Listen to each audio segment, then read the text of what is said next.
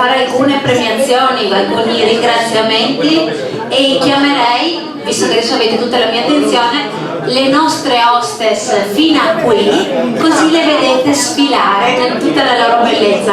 Ragazze, ci raggiungete?